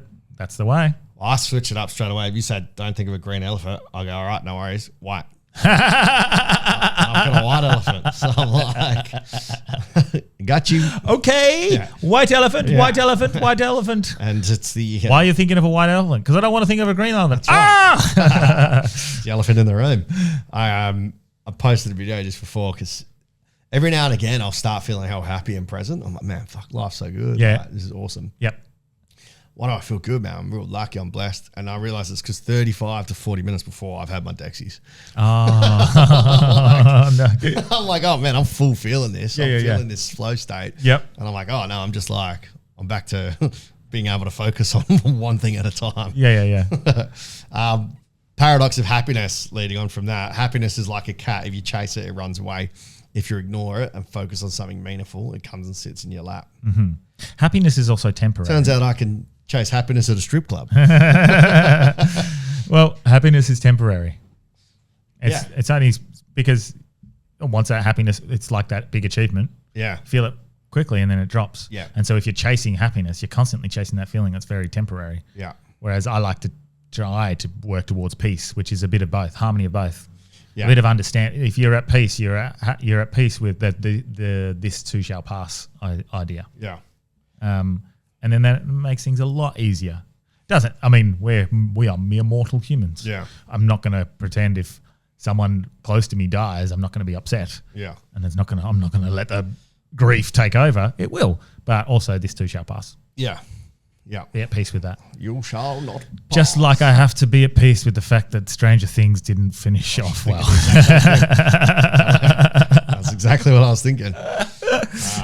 But also, like, paradox of happiness, it can be delayed as well. Like, Oh, yeah. I told you I didn't know if I should share that message from my student. Yeah. And in the end, I shared it on a bunch of teaching pages. Yes, And like- everyone was just so thankful. And I was like, sick. Like, this is good because I want others to feel that joy and also to realize You make a difference. right now, you might feel like nothing's going on. Yeah. And 6 years later, like, you've had a huge impact on that person. That's great, man. Yeah. So, because from that, I got another one. I don't know if you saw it. Yeah. Did you see that one? Yeah. Like, So good, and man. it's just this cool fucking, So just tell the listeners what you did. You got a message from a student. Yeah, just a message from a past student who, like, I used to, honestly, I put in a lot of time after school doing tutoring for ATAR chemistry. Okay. And, like, she would just always, like, just pass, like 49%, sometimes just miss. Yep. 54. But her work ethic, she was always, like, there and always just committed to fucking trying to get it. Awesome. And, man, it tested me because I had to teach in 4 or 5 different methods, different ways to try and figure it out. Yeah. But I won't share it on here. You can check it on my Instagram at Daniel Delby. There's a reel on there. But it's really nice basically, message. yeah, she basically said that, like, me committing, this is out of the blue. Yeah. Just got it randomly on around Christmas, that all that time that I spent with her has resulted in her getting HDs, honours, doing a PhD, possibly a master's, and tutoring and helping other kids. And she said that's all because of the tireless effort and the amount of time you gave up for me. That's so good, man. Yeah, even though that she was really struggling. And so the point you were trying to make was not necessarily the ego side of things, No. just the teachers. Like, it feels really good for my ego. Yeah, of course. But also, like, I had no idea that 6 years ago that I would have had that bigger impact on the trajectory of her life. Incredible, To the point now where she's actually doing that for other people. Mate, you think about, I remember teachers still to this day. Like Bibbs. Yeah. Yeah. I remember like primary school teachers. Yeah. Like really well. Miss Merrimer. The ones who had a real good positive impact. Yeah. I don't remember the ones who were like, I remember the ones that were really fucking bad. You know, the ones who were assholes. Yeah. And Miss Brown. Wonder how. Was it? Yeah. I don't remember Miss Brown. That's exactly right. He told me, basically should. I remember one of the teachers very well. There's a I remember Mr. Stoltz. He was my phys ed teacher, but he's also my year 7 teacher, year 6, 7 teacher. And what school was that? That was Allenswood. Yeah. A while away. And I just remember like the positive impact that he had on me in sport. Yeah. And sport was such a big part of my life, but he was also a good teacher as well. Still made sure we did our things, made sure we got our level, got our grades, and but he let me listen to the Ashes in school. I remember that. That's really cool. Yeah, he was. Yeah, I think because he wanted to listen. It's weird for me for sport. I needed someone that actually challenged me because Mark Hendon, I'm sure that was his name, Hendo. He's like a state fucking coach and something with AFL now. Yeah, but he would say, look like Tarzan, play like Jane. I was like, oh, fucking don't, bro. Yeah. You look like Tarzan, you play like Jane. Yeah. And that made me go so hard. Yeah. For like from that point. I was like, oh, fuck you, I'm not. Yeah. Whereas when I had Neil Taylor, he was just like, you shit. Yeah. Like, you can't do this. Like, it wasn't a challenge. It wasn't like, hey, you need to be working on this. It was just, I'm not going to speak to the shit guys. I'm just going to speak to the 8 boys from Kalgoorlie. And it's like, that's not how you fucking, you know. Yeah. You need to coach. It's interesting as someone who's been through the system, I don't know. You need to be challenged. You need to be told what you're doing well. Yeah. But also, you need to be fucking pushed. My dad instilled hardness Yeah. in us. Like, work hard. Go. Don't be afraid. Don't be a pussy. Yeah. Go in, get the hard ball. Even though I was built like a fucking stick, I was the smallest in the team. I knew that I was the one who had to go in. Otherwise, Dad would say, "You fucking weak." I wonder what Michael Proud's old man told him, because that guy was a fucking animal. He had the same concept, like not going to be a weak prick. Oh, my like I God. think he had ego about him. Like Right. I'm too proud. I think he just did Pardon the crazy pun. shit. Pardon the pun. Man, I'm too proud. I'm too proud Man. to talk it up and then not do it. Proudy was a fucking lunatic on the field. Yeah, I face of metal now, Man. for doing that. Insane. Most courageous bloke ever. I just thought he would just do it. Like, he just goes in, doesn't give a fuck. Yeah. There's a couple of players like you see, and every team has one. Yeah. The guy that you know that's just going back with the flight, not even looking. Yeah. Fuck. Would you? The whole of AFLW. Back in the day? None of it was dumb. I would go when I had to go, but none of it was dumb. I would at West Perth. And if the game's on the line, Yeah. but I'm not gonna cop a knee to the fucking spine. Yeah. For if we're 50. Yeah, if you're 50 points down, no. Yeah. Yeah. I was smart with those things. Yeah. But early on in games, If You set the tone. yeah, set the tone. Yeah. And yeah, I fucked my shoulder once doing that. I had my own method, man. I did the Toby Green method where I would run and put my knees out yeah, and not go up like that. Yeah. I'd go in front ways. yeah, So at least I protect myself. yeah. Whatever. So my old like the way where I played at West Perth was very different than I played at Wanneroo. yeah. Like my shoulder was fucked, Yeah. so I was just so afraid of it dislocating and having another operation again. But I don't know. I felt like the pressure was Gone. like not the pressure, the drive, Expectation? the drive. Yeah, Like yeah. I'm just coming back here for fun to play with my mates. Yeah. So why would I kill myself for that? Yeah. And that's probably a bad attitude when the club itself they care about it a Yeah. lot. So So like, yeah, it's all relative. yeah, it is. But yeah, I think early days, like I did. I remember my second last game of football at West Perth. I said to the coach before the game I needed to set the tone because we got dicked the week before in the prelim. Yeah. And I was like, nah, this is our last chance. This is the prelim or semi, second semi. And so I ran in off the square and hit a guy. Yeah. I've dislocated my shoulder. Yeah, dislocated my shoulder doing it. And he got the free kick. Damn it. So, but set the tone, we won that game by like 40, 50 points. And then I played the next week and dislocated my shoulder, I think 5 or 6 times. And after that, I was like, that's it. I've done enough. I can't. Yeah. Yeah. I mean, whenever I played rep footy, I did what I had to do. You always do the thing that you're expected to do. You never pulled out of a contest. Yeah. Yeah. Like all through Subi, States, fucking all that. Yeah. Yeah. But local footy. Isn't it funny how sometimes like occasions like are fairy tales? Yeah. And it's not often. Sometimes you see the person gets their 200 game, they lose and they play shit. And you're like, my occasions, and I don't know what it was mentally, were fucking incredible. Yeah. Well, it happens at AFL level all the time. Yeah, it's like one or the other. Even like I don't know if this is a observation, if it's a racial thing or not, but the Aboriginal boys on the Dreamtime round always fucking kill. Yeah, so there must be something mentally going on with these occasions. Yeah. Look at like Dustin Martin in finals. like Now, I know he was good at all times, but grand finals. Yeah. Yeah.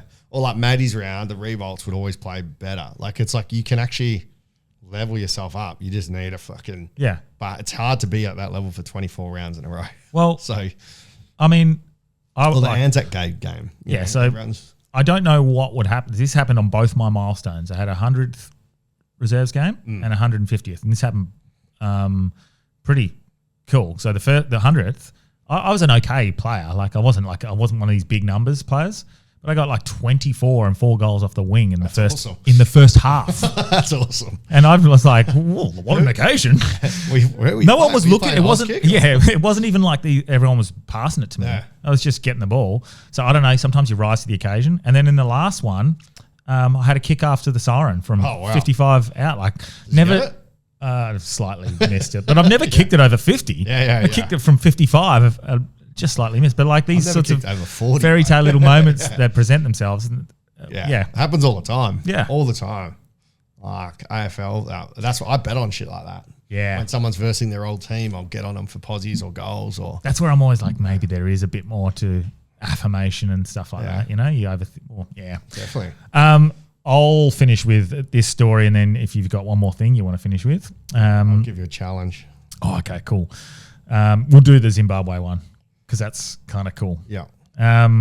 So maybe some of the listeners have heard this one, but maybe they haven't. So the aerial school encounter, what they said the beings warned us about. So 62 children said a craft landed near their playground and beings spoke to them without words. At a primary school in Ruwa, Zimbabwe in 1994, the teachers were inside at a staff meeting. The kids were outside on recess when they saw something silver descend into the scrubland beyond the fence. And there's film with the interviews of them describing this, which is... If I was the teacher, I'd be like, please take them, please take them. Please take them. But... take all 24 of them. The fact that there's film and you hear the matter-of-factness of their account... Kids. Yeah. It's incredible. I'll play that in a minute. Some children stayed back. Many walked towards it. Several later said that they saw small figures with large black eyes moving around the object. Everything went unnaturally quiet. The children said the beings looked directly at them. Thoughts entered their minds, clear, emotional, and urgent. Those thoughts, according to the children,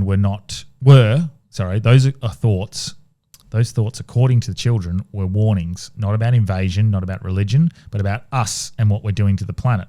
In recorded interviews, even days later, the kids tried to explain something they didn't have adult language for. It was just a feeling. This is what they said. It was just a feeling that we mustn't be too technologed. They didn't. That was the quote. So they didn't really know how to describe it. Another child described, I saw trees going down and there was no air left. People were dying. Others echoed the same, almost word for word, despite being interviewed separately. They said we are hurting the earth. They were worried we don't care. They told us technology is going too fast and we will lose ourselves. One girl, still clearly shaken but calm, said, they didn't talk. It was like pictures in my head. They showed me the earth and it was not okay. Psychiatrists include a Harvard professor who interviewed the children one-on-one, noting something striking. The kids weren't fantasizing. They weren't looking for attention. They spoke plainly, carefully, sometimes with tears, but not confusion. And the message they said was startlingly consistent. Humanity startlingly consistent. Humanity is forgetting the earth. We are becoming consumed by technology and we are losing connection to what makes us human. So years later, that's pretty relevant. Yeah. Or these aliens are Vecna and trying to use the children to push their agenda. Or imagine that net zero agenda. Yeah, maybe they're just like, nah, don't do technology because they know we're going to get smarter than them and we're going to find them and it's actually going to threaten them. Well, I do have... we'll get past this ad on YouTube. It's not just some random girl talking. So I'll play a minute or so of some of the interviews because they're pretty, like, the way they talk is pretty matter of fact. Yeah. We were playing down over there on the log. Yeah? And then we saw something shiny, so we all ran down over there. And it was in the early morning? It was at break time. Yeah? And then we saw something shiny. And we saw two people. They were in tight black suit. And they had big eyes. And we didn't actually see their nose. It was quite small. And their mouth was quite small as well. One of them was running in slow motion up across the ship. And the other one was standing beside the ship. Yeah, you made a drawing, huh? It looked like this? So they put a drawing up of something like that. Stereotypical I couldn't see alien. the eyes or the nose or the mouth. It was just blank, like a piece of paper. Running in slow motion.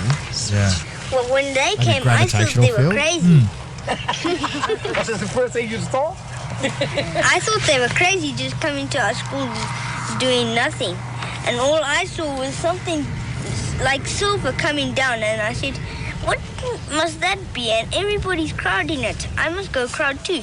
And then I went and I started crowding and everybody, then more people came and more. And then I said, hey, I can't see anymore. Come on, somebody, I'm short. Come on. And then I went to the front and I started seeing more of them. And then I just ran away.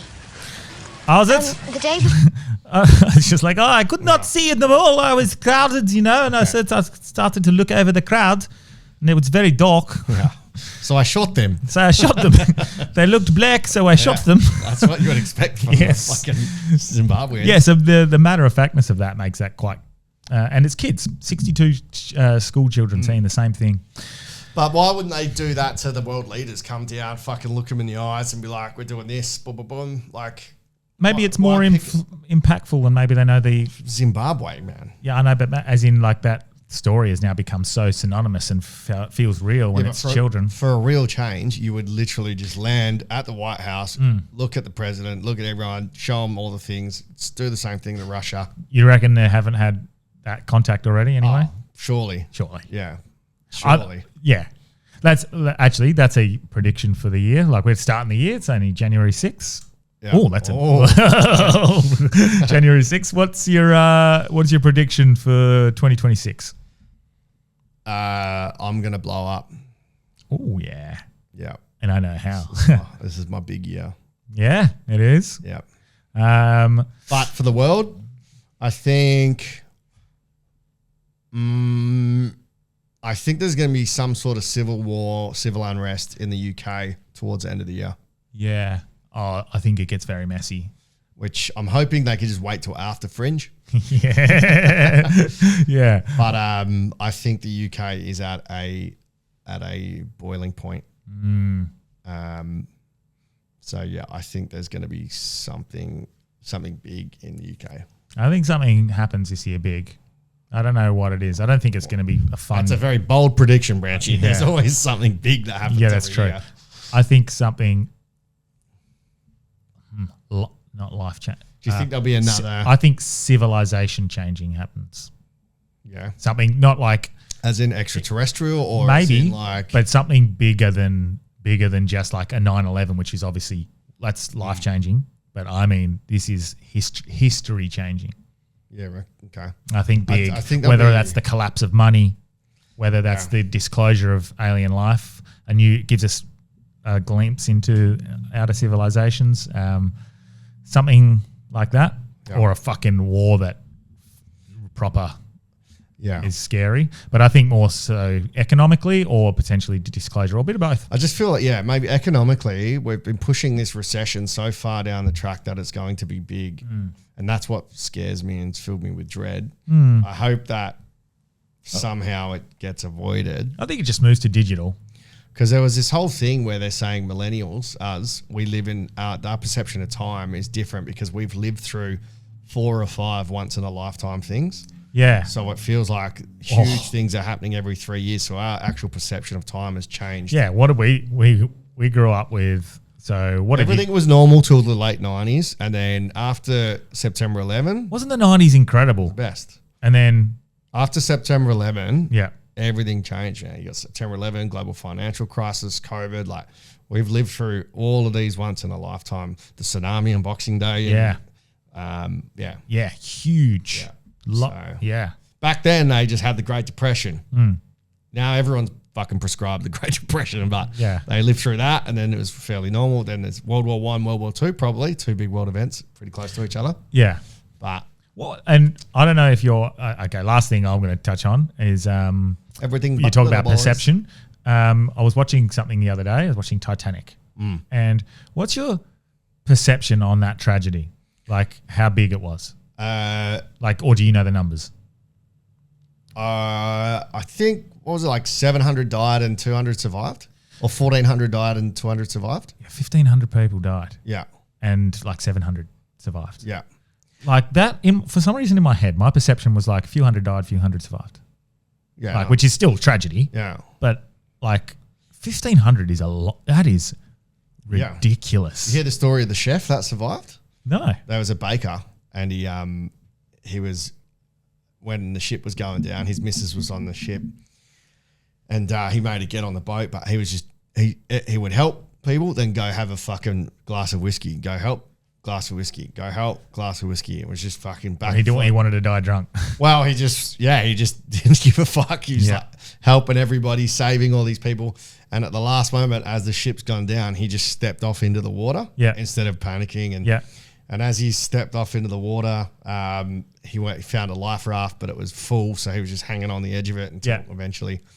And the reason he survived was because he was so maggot that it stopped his body from going into toxic shock and everyone else died around him. But are you kidding? He was drunk, it helped him survive for all these hours. Well, then he went on to do something else pretty insane. I can't remember. It was like in World War I, he became a hero. What? Yeah. That's crazy. Yeah. That's interesting. Because, the water, man, was, I think I looked into it after, is -2. That should be ice. So it shouldn't even be water. Yeah, because it's salt. It doesn't go to that freezing point. So it's -2. Yeah. And the ice baths I get in are 0. 7. 7, yeah. That's fucked.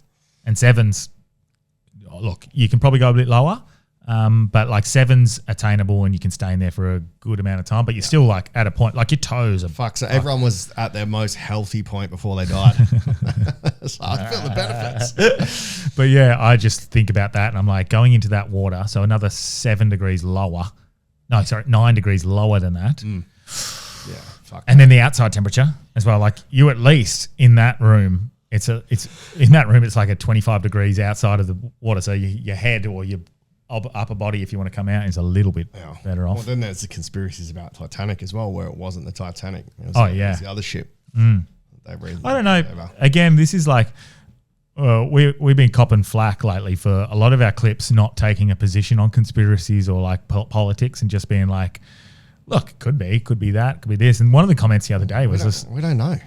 Exactly. So, like, if we said we knew, we're the biggest fucking idiots in the world. Yeah.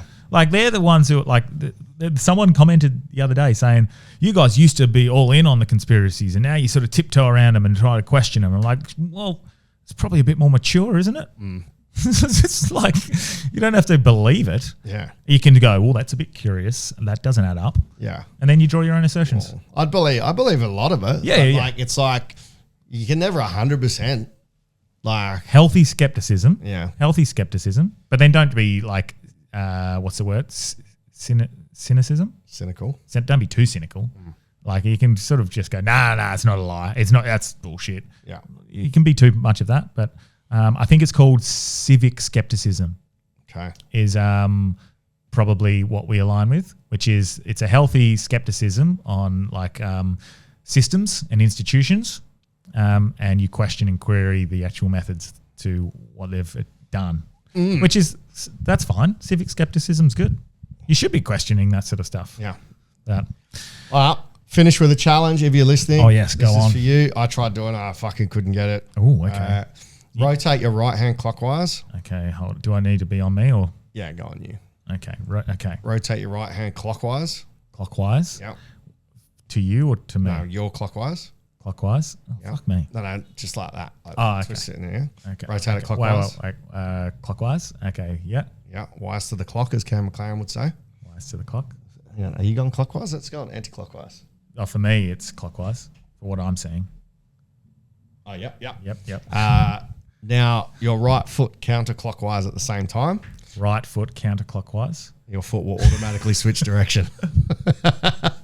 It's so I frustrating. failed straight away. It's so frustrating. Eh? All right, let's do it again. So right Clockwise. hand clockwise and right foot counterclockwise. And you see, actually, dude, that symbol there. No, you're not do not pause it. Yeah. Do not pause it. So it's like counterclockwise. Put maybe a finger up so it doesn't look like, Okay, There you counterclockwise. go. Yeah, maybe. Look like it's still the Nazi salute. Yes, exactly. Okay, so counterclockwise and then clockwise and then counterclockwise. And if you're driving, don't do this. But when you stop, I can't do it. It's fucking hard. Cannot do it. I can do the belly tap. Yeah, same. Yeah. Wow, that's difficult. Yeah, I'll trying to do the challenge. And I'm a drummer, and I do different like things. That's interesting. Do you want to save that? I've got like no. If you got another challenge, or we want to save one for the end of every end of each episode for the next 9. Okay. Stranger Things. Oh, yeah. Okay. Cool. I like it. That. All right. Anything you want to plug, Daniel? Yeah, Fringe coming up. Buy as many tickets as you can, Perth people. 33 years single. Haven't written 38 yet, but that's going to be half crowd work and new material. Then Adelaide, I'm coming to you February 22, Teach Comedy Night. Mildura, I'll be over there Feb 18, 19 doing Teach Comedy Night and 33 years single. And then New Zealand listeners, I'm there March 5th till March 12th, so almost every city. David Delby and Teach Comedy Night. I need to talk to you about our itinerary as well. See if there's anything that lines up with just going and doing some things. Yeah, and I'm doing the Australia's Funniest Comedian Comp this Friday. Oh, yeah. I seen that the other day. I was going to nominate for the amateur one. Yeah. But I don't know if that's too late. Probably not. That should be right. Should be fun. Well, what's the rules of it? Well, I just said, am I allowed to do my freestyle? Because that's my best thing. How's it voted? It's crowd voted. So I'm going to do, obviously I'll do my comedy freestyle because that's what I'm good at and what I'm known for. Does it have to be new? Is that what it was? No, it just has to be original. Oh, okay. So. Okay, cool. Yeah, I'll do that. It's done by crowd vote. Cool. I said to Johnny, I was like, look, maybe because I said to him, I don't know if I qualify as the trying to do it in the good ones, but like if I go in the amateur, are they going to kick up a stink as well? So go open mic, you're still. Yeah. And then so like Johnny was just like, look, put your name in and then we'll discuss as a crew. Yeah. Because but you're still there, like that. Yeah, I think that so. would not be unreasonable. I think you're so. Not getting, doing paid spots at the lounge. No, or, exactly. you know. So, but for Fringe, I think it's 10 grand for. 10 grand for winner. yeah. Wolfie won last year. Yeah.